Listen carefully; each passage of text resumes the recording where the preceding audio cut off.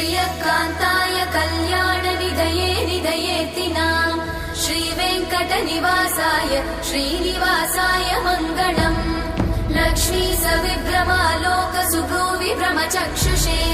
चक्षुषे सर्वलोकानां वेङ्कटेशाय मङ्गलम्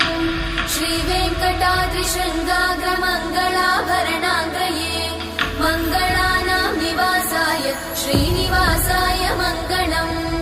सर्वावयव सौन्दर्य सम्पदा सर्वचेतसां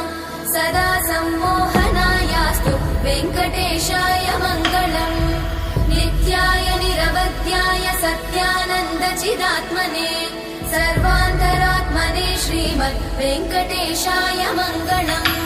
स्वतः सर्वविदे सर्वशक्तये सर्वशेषिने सुलभाय सुशीलाय वेङ्कटेशाय मङ्गलम्